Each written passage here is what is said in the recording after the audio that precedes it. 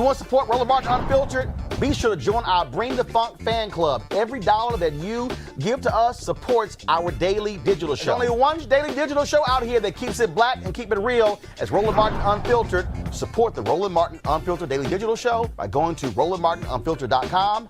You can make this possible. Here's what's scary. A disproportionate number of non-white children are dying from the virus, according to data released in an internal memo from the Federal Emergency Management Agency.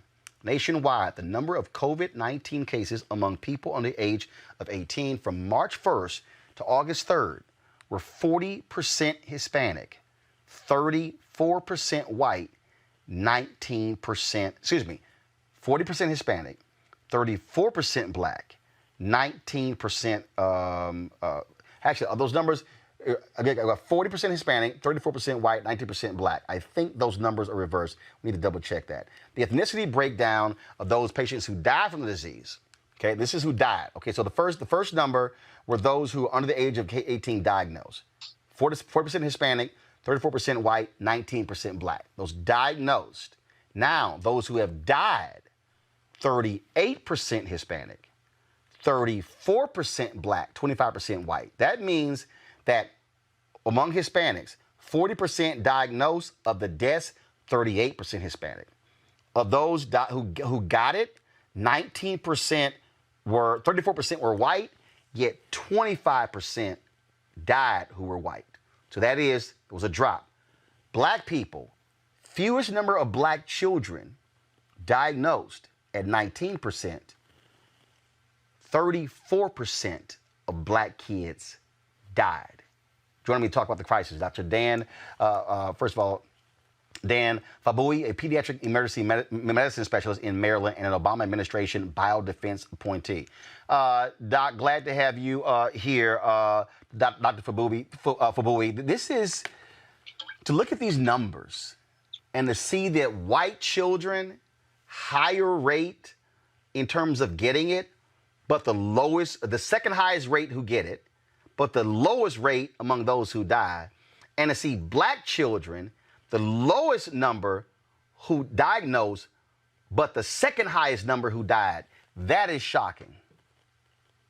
Yeah, thanks for having me, Roland. Yeah, so the data, we're still learning a lot about the impact on children and the impact on our community in general, both adults and kids. I think one of the studies that's been impactful that recently came out, in addition, was at one of my former institutions where my colleagues there looked at 1,000 kids actually that were referred by actually a physician or because they were exposed to a high-risk target, as in somebody who had COVID diagnosed and was sick, were referred to this off-site, basically a site to get tested. In that study, they actually found that approximately 1 out of every 5 patients actually that presented to that site in the District of Columbia, which represents the DMV area, actually had tested positive. Of those numbers that were looked at, of that 20%, when you break it down of those who were positive, you found that there was a discrepancy in terms of racial and socioeconomic disparity with regards to Hispanics having 6 times more likely to have a positive test as opposed to their white counterpart. And for African Americans, it was children was about 4 times as likely to have a positive test than their white counterpart. So this shows kind of what the discrepancy in the area is. And that doesn't mean that it's just the children. The same disparity data we found in adults. But this has now clarified the fact that we kind of knew this, but it has documented that there are some racial disparities, not just in the adult population, but now is affecting our children. And we need to make amends to kind of fix those things or at least account for that. Bear in mind that this study also actually was a study that was done early on in the coronavirus pandemic that began. So there were stricter rules in place at this time. So a doctor actually had to refer you to the site, or you had to have the guidelines which were out there, which was like you had a fever, cough, and exposure to somebody who was sick or recent travel. Now those guidelines have relaxed because it's widespread. So imagine if that test was done actually during this time period, we'd probably see a higher, even more prevalence incidence of that case. The other issue that we're looking at is obviously now all of a sudden school. And now we're talking about in an environment where parents, if the kids go back, parents can't control that. Parents can't look. I have twin nieces, okay, 16 years old, and the reality is, my wife and I, we control who comes in our home.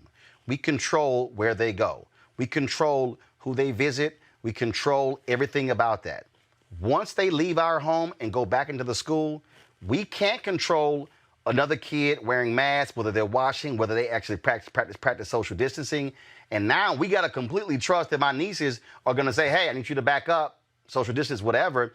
And now, look, you're now talking about, and a lot of schools are not even prepared to have all of the different things in place when it comes to testing people, checking people. Look, you got a Georgia superintendent, and just suspended a kid who took photos of a packed hallway, and the Georgia superintendent actually said, well, we can't enforce masks. And I'm like, but if you ban kids from smoking, you damn sure know how to enforce that. If you know how to enforce dress codes, you know how to enforce hair length, all that, but you trying to tell me you can't enforce a mask? Come on.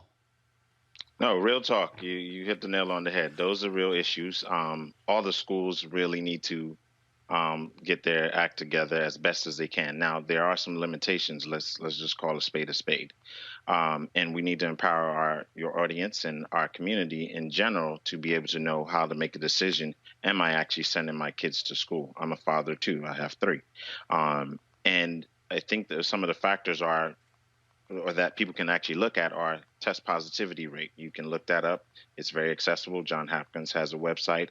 You can look at the DC Department of Health, Maryland Department of Health, Virginia, whichever state you're in, you can look at all those online. So your positivity rate should be less than 5%. Ideally, you want it 1% or less. New York is a classic example. Theirs is around 1%. DC is about 1.6, 1.4%, looking at the latest data. But even with those numbers, that will actually at least begin to help you have a discussion around, okay, am I going to send my kids to school? The other part is the school's responsibility, which you alluded to, Roland, which is basically, hey, everybody should be wearing masks, faculty, staff, students. It should be mandatory. If it's not mandatory at any of those institutions, I'm not considering it as a parent. I don't think you should be. I think if that's in place, and then the testing and turnaround time of the testing is another thing. We've had a lot of lag in testing results due to reagents, due to whatever the reasons. There are many things. But now, actually, one of the places that's really been good with really testing is DC. They've improved their testing. But the questions are still the turnaround times to getting the results. Then you ask the school the other question. What are your policies in place in terms of how do you notify families and parents? They're good at being able to notify parents on certain things. So have they done this before? Not all administrators understand the pandemic. They're trying to digest all that information while they figure out what's going on with the children and all those things. But there are certain nuances. So do you have a public health or a health expert or specialist at the school that they've plugged in with, or with the local Department of Health or community Department of Health, and how they can send kids to get tested, or how that all works together? That has to be done. And then what happens when you have a positive case? Do you quarantine just that student? Do you send other kids home? Those things they need to answer and be able to have a plan that's solid in place. Dr. Dan Fabouy, we certainly appreciate it, man. Thank you so very much. My pleasure. Dr. Carter, I want to go to you. You, of course, you professor, Howard University.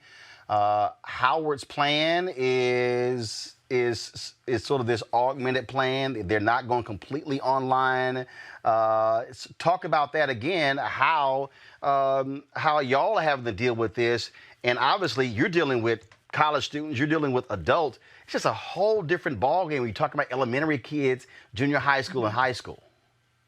Well, you would hope it would be a different story, but the truth is we're talking about young people who haven't seen each other for months, who want to be in contact, and you're not going to stop a bunch of college kids from congregating, having parties, and doing all of those things.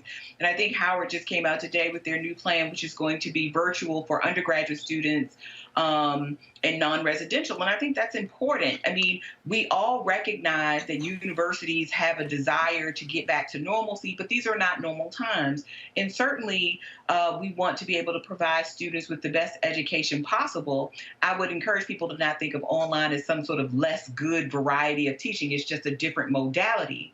Nonetheless, you have to think about the kids first, the students first. And if any of your conversation has an acceptable loss calculation as part of it, we've already failed as institutions of higher education. So I hope more institutions start thinking about these things and thinking about the health of the students, especially because we know that these are young adults.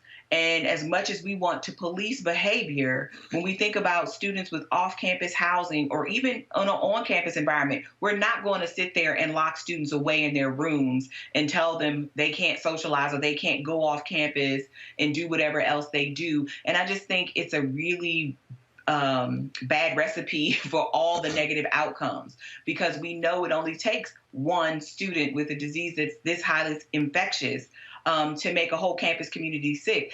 And then it's not just the students. It's the staff that have to clean, right? It's the food service workers. It's all of the other folks who have to come in contact, faculty and others who come in contact with these folks. And this is, universities are just petri dishes and recipes for disaster. I think, what Howard has done and what some other institutions have done is put students over profit. And I know there are a lot of people who would like to be back on campus. They want the experience and they want all of that. But what is the point of opening an institution if you're killing the people that work there and killing the people that you're supposed to be there to provide this education for? And I think, moving to on-campus, in-person classes is just a recipe for disaster.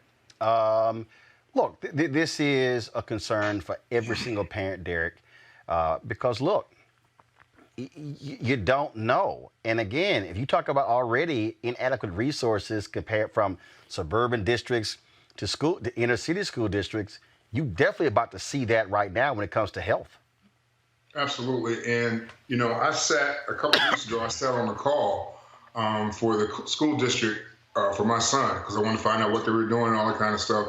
And that's where I've really found out what a lot of these different school systems were doing. And again, when you talk about those disadvantaged communities and some of these disadvantaged students, they need the face time. However, given this COVID, we got to do virtual. So I'm dealing with a rising senior in high school, and then I have a daughter who's a rising junior who's part of the University of Maryland College system. And so she's going back in a couple of weeks. And so a lot of their classes are going to be virtual. They're going to do a combination of virtual and in class. So I'm a little leery of the whole thing, but as a parent, I don't know what we can do at this point. I got a niece who just went back to NC State. They're all full board, going straight ahead in terms of what they're doing down there. So each one of these universities, each one of these different school districts all have different plans. And I think the onus falls back on the parents in terms of what we feel comfortable with and where we feel comfortable sending our child at this point. And right now, man, I'm not comfortable with a whole lot of this stuff that's going on. But, what can we do at this point? Rob. Yeah, we got here, and I have to remind everybody, because we had such poor leadership. Every other country has pretty much came back and responded on the leadership. because they dealt with a global pandemic that happens once in a century. And so they dealt with it. We decided that we weren't going to deal with it. We decided that we were going to have a state-specific approach, and Trump wasn't going to do anything. Everybody do their own thing. And some people just said, well, we're not going to do it. Some people took it seriously. Some didn't. And so we had we didn't have a coordinated response, and literally lives were lost. But here's the thing. You have all these folks talking about the economy. They've caused more damage to the economy because they had this half-ass opening they shouldn't have opened. They opened too early. They didn't take precautions, and that did more damage to the economy because now people have less faith. And so when things actually do get safe, there's going to be a lag time, and that's all due to a lack of leadership. And so this is why it matters who's in office. It matters. I would say, Rob, a lot of that is opinion. A lot of people had to get back to work. So they had to open up the economy because everybody couldn't stay at home. So I think a lot of times when we talk about what's happening right now, we're Monday morning quarterbacking. This is the first time we've ever had to deal with a global pandemic. And so when you start talking about what this administration did and what they didn't do, we also have to remember when this thing kicked off in January and February, every network was carrying the impeachment trials because they wanted to get Trump out of the office. And so I think a lot of people dropped the ball on this thing initially because we were focused on impeachment. Hold on a second. Why is it that every other nation in the world is able to get through it, but not us? Every other nation. Every other nation is not the United States. It's not opinion. It's because we decided that we weren't going to take it seriously. We didn't have a coordinated response. We did not, and that caused lives and that caused economic damage. And you have governors that followed this idiot's lead, and they opened up the economies too early, and they caused a lot of damage to people. And I want to make one other point. You said that other people had to get back to work. No, that's a lack of a government response. The response the government should have had, they should have covered workers during this time because the workers didn't do anything wrong. There's nothing they could do. That's what a good government response looks like. We didn't have that. Rob, everybody didn't want that solution. But that solution wasn't for everybody. Some people want to get back to work. Dr. Carter. No, I just think this idea that people don't want it. Who cares? This is a public health event. Who cares what people want? People don't want controls on their guns. People don't want to wear seatbelts. People don't want to do a lot of things that they do every single day. So this idea that we couldn't do anything other than what we did is nonsense. And now we're in a situation that if we'd done what we were supposed to do in February, in March, in April, kids might be able to actually go back to school right now, and parents may actually feel a little more comfort in sending their children out into the world. Some of those same parents who work at those same institutions, because it's not just the kids going back to schools, it's the teachers, it's the school nurses, it's the lunch ladies, it's the counselors, it's the principals. It's a whole ecosystem inside of a school building every single day that makes that place go. So if we had done what we were supposed to do, and it would have been hard, nobody is not saying that it wouldn't be challenging, but it wouldn't be any more difficult or challenging than what we're facing right now, is potentially sending our kids off to get a fatal illness. I don't think anybody prefers that. Final comment on this. Go ahead, Derek. I was just going to say, it's real easy for us to sit back months later to say what we should have done and what we could have done. And that's what that whole saying. If ifs and buts was candy and nuts, goddamn, nobody would be hungry. And so it's just easy to sit back and say what we should have done, we could have done, all those kind of things. Not just in this country, but around the world, telling you what you could actually do to mitigate this virus, and we chose not to do it. So nobody is saying ifs, ands, or buts. The public health information has been consistent for months. We chose to do something else. And just say that and realize we got to live with the choices we did not make. All right, folks, back to our Roland Martin Unfiltered video in just one moment. We can face this pandemic head on. We can do what it takes to protect our families and our communities. Together, we can get our economy moving again, but not without the tools and resources we need to get the job done. To win this fight, it is going to take a public service army. Don't let Congress fire the frontline workers who can save us. Text FUMD to 237263 to tell Congress to fund the front lines. It's time to be smart. When we control our institutions, we win. This is the most important news show on television of any racial background. Y'all put $2, $3, $4, $5, $10, $15, $20, $30 on this and keep this going. What you've done, Roland, since this crisis came out in full bloom.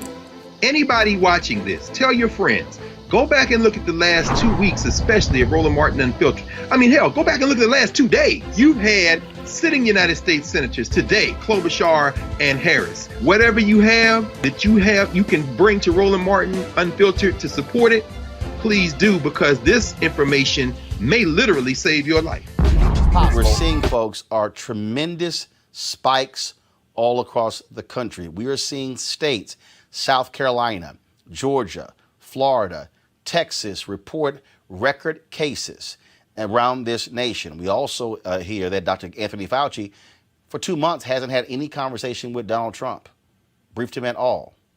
What the hell is the White House doing? Now, while that's going on, The White House doesn't even really want to pay any attention. They are trying to rush students back to the classrooms. But the problem is teachers are going to be reporting in a couple of weeks. I know this. My sister, her daughter, teachers. Is it safe for teachers to be going back to the classroom? Is it safe for students to be in the classes? Now, many businesses and entities have had to adapt to this, but what is going to happen when it comes to our children? Now, the president of the American Academy of Pediatrics, Dr. Sally Goza, says she is concerned that schools may be pressured into reopening too quickly. Another concern is the impact of young people being out of school for so long. Joining us right now is Congresswoman Jahana Hayes of Connecticut, who's a teacher and on the House Committee on Education and Labor. Congresswoman, glad to have you back on Roland Martin Unfiltered. Thanks, Roland. Good to see you. So, my brother used to teach. My sister is a teacher. My other sister is a teacher, and now her daughter's a teacher. So, I've got parents who are working polls in Texas, and folks are out there in public. You've got an administration who is trying to rush folks back into the classroom. You had Senator Rand Paul, when he was questioning Dr. Fauci, was going, what's the big deal? Why can't kids go back to school? You've got Texas Senator John Cornyn. I'm sorry, I'm going to say it. I'm native of Texas. My senator, he's an idiot by saying we don't know if kids can get COVID-19 when you've got 7,000 kids who've gotten coronavirus in Florida. How concerned are you that this nation is about to send our children into a minefield, and not just them, but teachers, administrators, personnel, support staff? Are we actually ready? Roland, I'm very concerned about everything you just described, because I know that so many of my colleagues, superintendents, that are going to have to stand in front of teachers and say to them, I can't guarantee that this is safe. And then those teachers in turn are going to have to stand in front of children. I mean, the thing is, people think that it's just about geography, that kids will go back to school and continue to learn. If kids are afraid, if kids are not healthy, if their families are sick, they will not learn. I, like everyone else, would like for kids to go back to school. My daughter's a teacher. But that conversation should start with, yes, we want to reopen schools, but then it should end with, and we are going to invest adequate funding to make sure that we hit all of the benchmarks to make sure people are safe. I think it's unconscionable that we have replenished PPP loans 3 times to make sure that small businesses were undergirded, and we can't make the same types of investments in schools. We're going to need at least $200 billion to do this. You know, businesses have a phased-in reopening, but we expect kids to go back when we don't have enough data to say how this virus interacts with children. Well, not only that, is there an actual process? I remember a couple of months ago, I showed a video of what a particular Chinese school did. Parents dropped the kid off. They came in, temperature check. They also sprayed something on their shoes, on their feet. They also then sprayed their whole body. Then also, so there was like this whole process. And I'm sitting there going, okay, I got twin nieces. And we've gotten an email where they've laid out, and I'm sort of like, okay. The email said essentially that they'll be in school twice a week. They have to walk on one side of the hallway, safe distance. And I'm still going, really? You're right. Many of these plans, I mean, my own state put out a 50-page plan, and I looked at the plans from many other states, and you're left with more questions than answers. Most of our schools don't have adequate ventilation. I mean, I don't know when the last time someone has been in a school, but we have buildings that are 50 years old that don't have ventilation, that don't have windows that open. You know, FEMA has already said that they are not prioritizing school districts or purchasing PPE for them. So districts will be competing in the market for PPE, for masks and whatever else they need. And most of that stuff is already on back order. We're only a couple weeks out. There still is no national strategy. And then I think we cannot overlook the fact that the communities that were hit the hardest by COVID, our urban communities, our Title I districts, our 100% free and reduced lunch districts, are going to be the same communities that struggle to reopen because they don't have the resources to do it on their own. I mean, Congress allocated, I think it was about $13 billion in the CARES Act, There's state and local municipality funding in the HEROES Act. And then we just did the Moving Forward Act to help with school infrastructure. But I think there needs to be emergency intervention right now, where there's a standalone bill with standalone funding with national guidelines coming from the Department of Education. This has been politicized, and now teachers and parents have to make a choice on the backs of their children to jumpstart the economy and return us to normal. We cannot return to normal until we are healthy again. Again, as I begin just to look at this whole deal, parents are obviously worried because they're dealing with the fact that, will my child get behind? The online learning is not equal. I know of a suburban school district in Houston. They're going to be 100% online. They have the resources for laptops, for pads. They have. I mean, that's a different environment. I remember reading a story a couple of months ago in Chicago, the high number of children tracking who were not even logging on. Mm-hmm. They were able to see how many of them, they weren't even logging on. And so, again, you're now talking about not 2 or 3 months. We're not talking about a school year. That might be the case for 9 months. Mm-hmm. So, and I think that's part of my challenge, because back in February when we were first discussing what might happen, and then in March when there was a national conversation, state after state deciding to shut down, schools were looked at as places for babysitters so parents could work, or making sure that kids eat, or, you know, they had to have a safe space. And now we're talking about we need to reopen because they're lonely. All of those things are definitely societal problems, and I'm glad that we're having a national conversation about the achievement gap and kids missing education time, but to not discuss their health. So for the same doctors that are saying kids are lonely and they need to get back, they should be demanding that we have the funding so that we have trauma-informed counselors to meet them when they return from the most traumatic experience in their life. So yes, I agree with everyone that kids need to go back to school, but the purpose of school is the academics. All of these other societal problems, we need to deal with those as well. We need to stabilize childcare. We need to make sure that families are food secure, but not send kids back to school because we want to make sure all of those things happen when we cannot guarantee their safety. And then to ask teachers to have to make that choice. And every plan that I've read, there's no mention of, if a faculty member says I'm feeling symptoms and I want to get tested, can I get tested? Most of that is you need to do that on your own. So there's so many issues that we are not even addressing. Wait. I'm sorry. Roll back. Are you saying, hold on, let's roll that back. Yeah.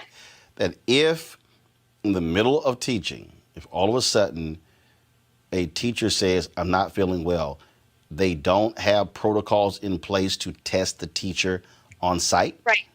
These are state by state issues, but in my state particular, and this is a question that I've asked my commissioner, my governor, and every superintendent I talk to, there is no plan for universal testing. And my next question was, if I'm a custodian or a secretary or a paraprofessional or a teacher or anyone in the building, and I say, I'm having symptoms, I would like to get tested, it is incumbent upon the employee to find community-based testing or something else. It's not seen as an occupational exposure. We don't know enough about this virus, and we are sending our teachers almost into battle without any gear, without, any covering. And that's just not fair. A month ago, my colleagues are talking about the Herculean efforts that teachers were making, and now the conversation has shifted to, oh, they're just lazy and they don't want to go back. And I'm sick and tired of people using teachers as the scapegoat and this binary choice where, they're presented as martyrs, where if you're not doing this, then you don't care about kids. I think it's just the opposite. Teachers know better, and they do care about kids, and they know that they can't guarantee the safety of these children. And when the Secretary of Education comes out and says everything from riding a bike to going up in a space shuttle, how do you expect for teachers to fall in line behind a message like that? Well, not only that, we're not just talking about children. And I think that's what people understand. You're talking about children, yeah, teachers, administrators, support staff, and faculty, bus drivers, right, everyone. Right, and what are you going to do when a parent wants to come into the school? What are you going to do, College campuses are shutting down or saying they're not letting their freshmen in. A high school senior is only a couple months removed from a college freshman. What's the difference? What are you going to do when you have a senior in high school who refuses to wear a mask? And then this leads into discipline issues. These are all of the scenarios that I've encountered on a good year. And nobody's factoring these in the middle of a pandemic. And it is not okay. Well, now you also have the other issue, and that is if, as an adult, if I have to self-quarantine for 14 days, I can do that. A kid can't self-quarantine. That kid is still going to be interacting with that parent during that period. There are so many issues here, Roland. I mean, I lived with my grandma. I was raised by my grandmother when I was going to school, and she had so many underlying health issues. What are we going to do with the kids who have medically fragile people in their families? My husband had COVID-19, and when he first presented, he didn't have any symptoms. He didn't have a fever. We just heard Keisha Lance Bottoms say the same thing. So when you have kids in these communal settings, staff coming and going, and in most of our district, staff don't live in the community. They're commuting back and forth. This is not how we contain this virus. And I don't want to appear as if I don't want kids to go back to school. The number one indicator the number one in-school indicator for student success is the relationship they have with their teachers, effective teachers in front of students.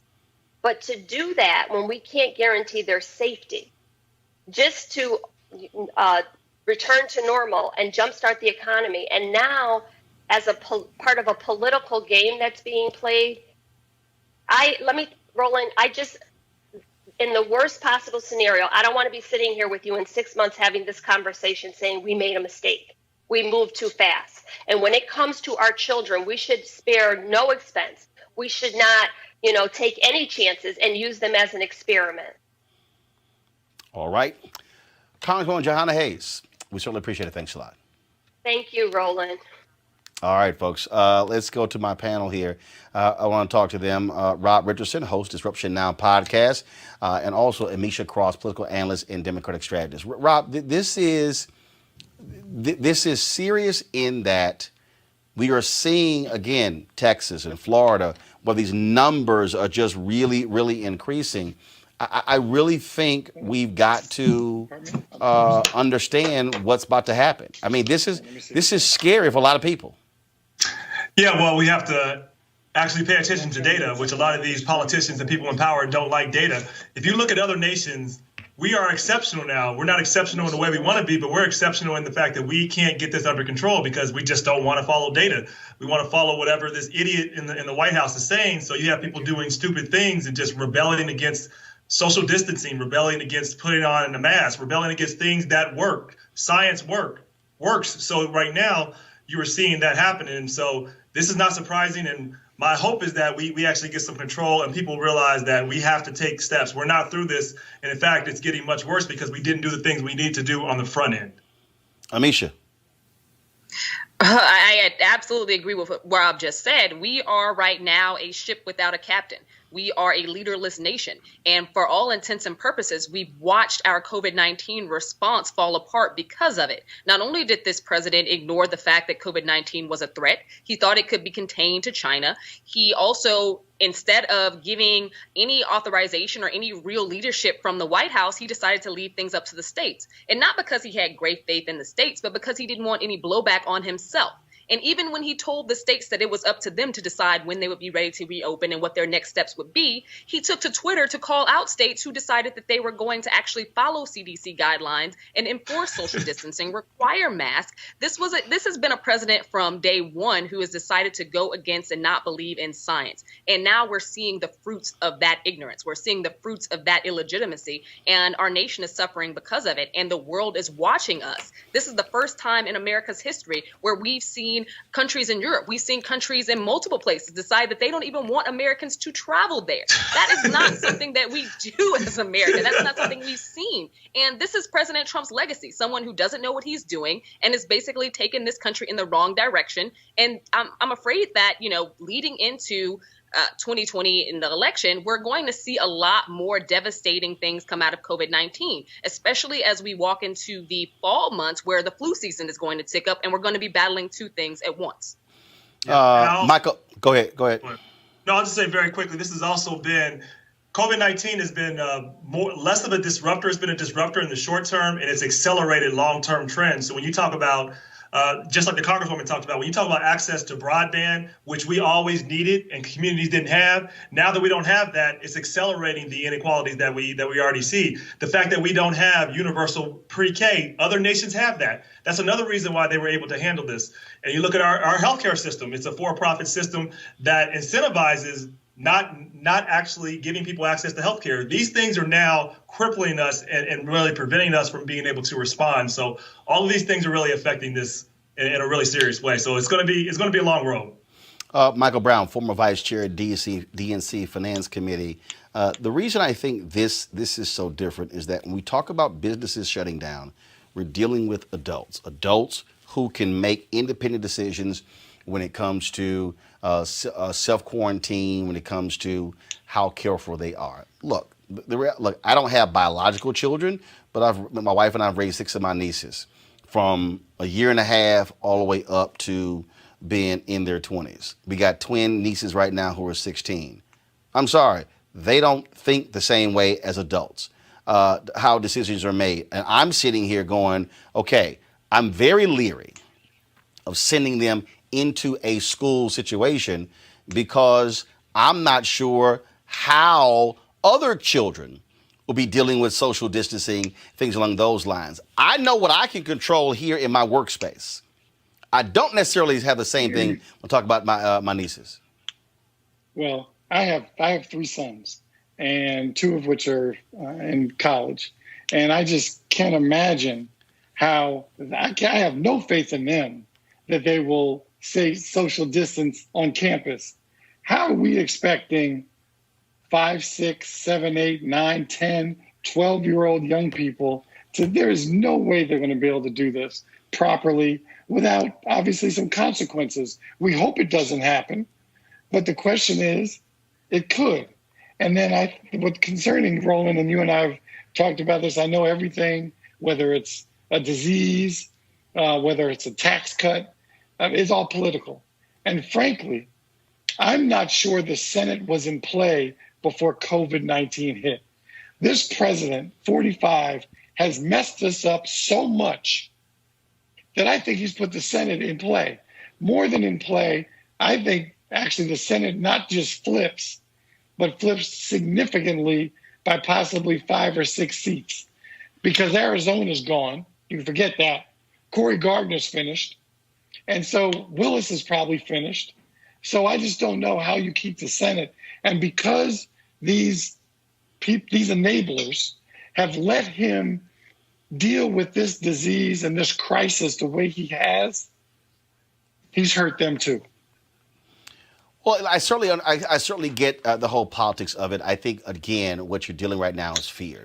And you're dealing with real fear of a lot of parents out there. And I'm telling them, Misha, all it's going to take is for 30, 40, 50 cases in a school, and you're going to have pandemonium of parents pulling their kids out, and then what do you do? And Roland, you're right. And the issue is we've already seen those numbers. We've seen them in early child care centers and pre-K centers, particularly in the South. We've seen where there have been 70 plus staff members who got sick. And for these child care centers that reopened, they had to immediately close back down and parents pull their children out. That's at the ECE level. At ECE, most centers don't have hundreds of students. When we're talking about your elementary school, middle school, and high school, they definitely do. That means you have to reduce class sizes. Right now, your average class size is 25 to 30 students.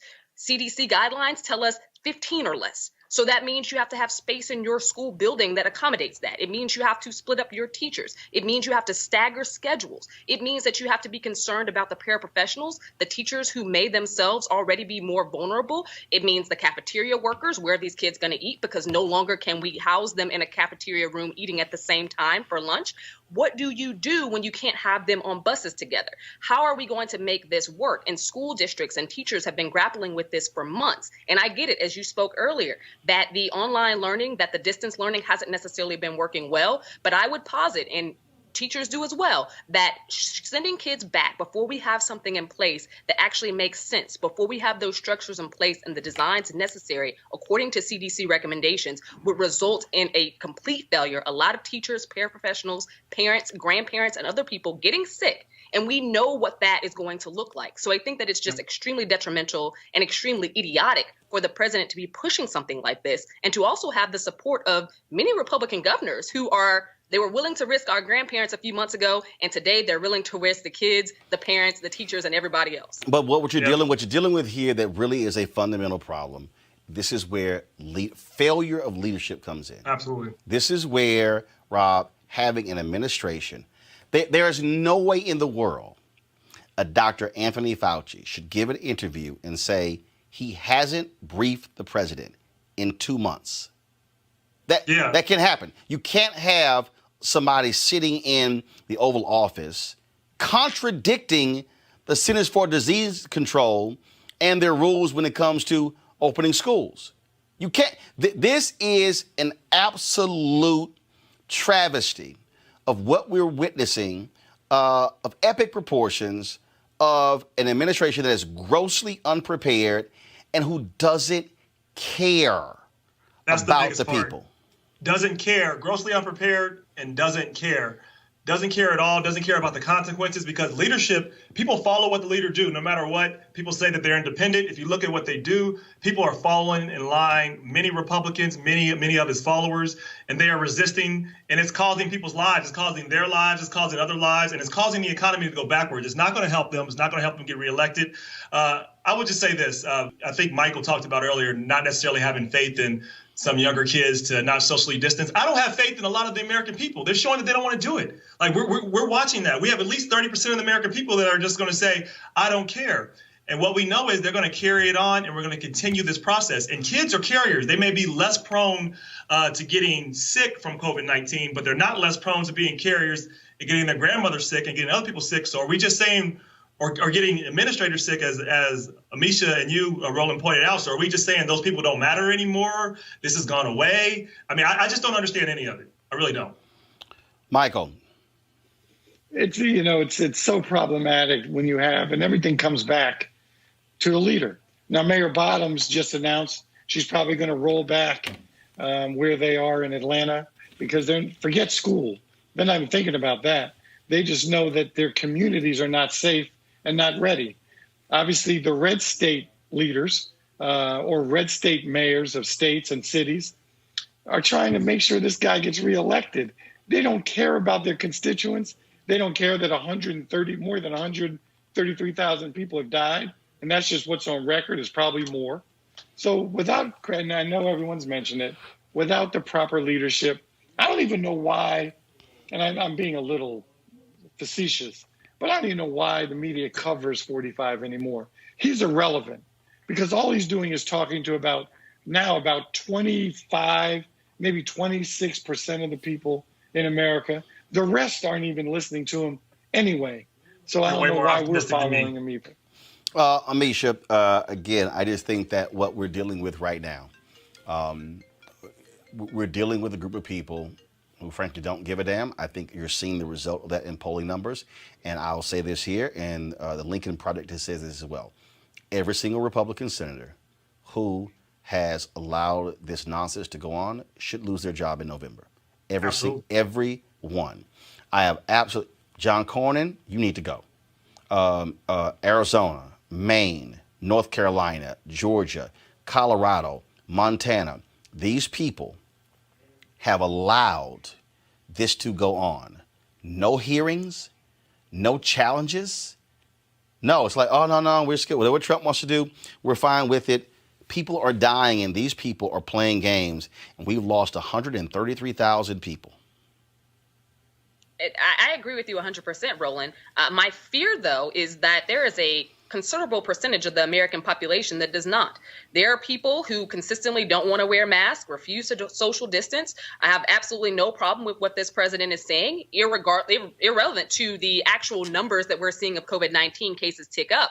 I think that what Trump has done is lull the American psyche and help to actually, infiltrate I is me type of understanding, so we can be isolationists, we can do whatever we want. He's hardcore. He's pushing this ideology that to a lot of people is something that they still believe in. And I don't actually know what those people will have to see before that changes. And like I've heard you say on this show multiple times, 2020 is going to be, November is going to be a turnout race. It is not just going to be us watching COVID numbers or watching unemployment numbers rise or watching the consistent failures of Donald Trump. He's done that since he got elected in 2016. However, we haven't seen a huge tide change in terms of his electorate and that base that continues to support him.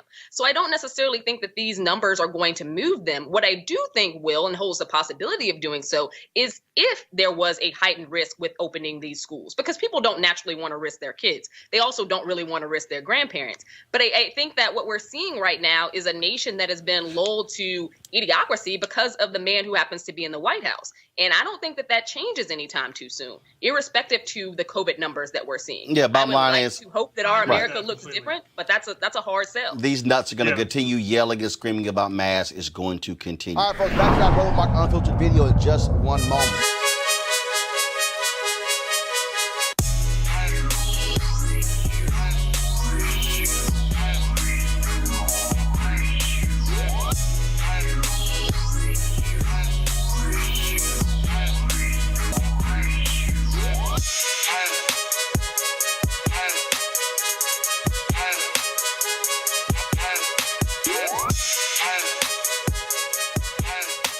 Folks, we support black-owned companies right here on Roland Martin Unfiltered. Well, Ceek.com is one of those companies. Mary Spio, she is the founder. She is the architect, the inventor.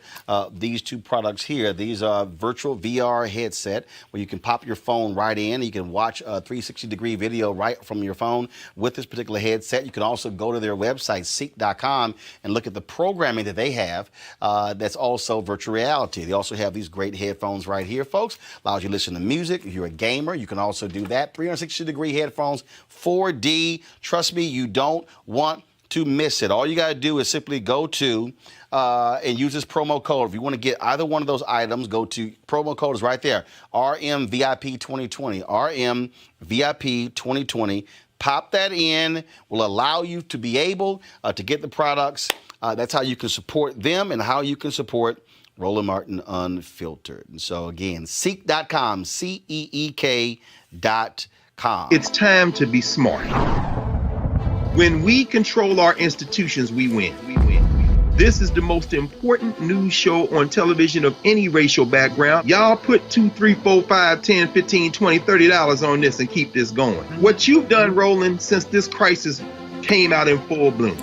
Anybody watching this, tell your friends. Go back and look at the last 2 weeks, especially of Roland Martin Unfiltered. I mean, hell, go back and look at the last 2 days. You've had sitting United States senators today, Klobuchar and Harris. Whatever you have you can bring to Roland Martin Unfiltered to support it, please do, because this information may literally save your life.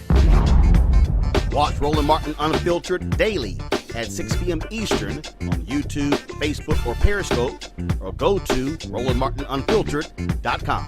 Support the Roland Martin Unfiltered Daily Digital Show by going to RolandMartinUnfiltered.com. Our goal is to get 20,000 of our fans contributing $50 each for the whole year. You can make this possible.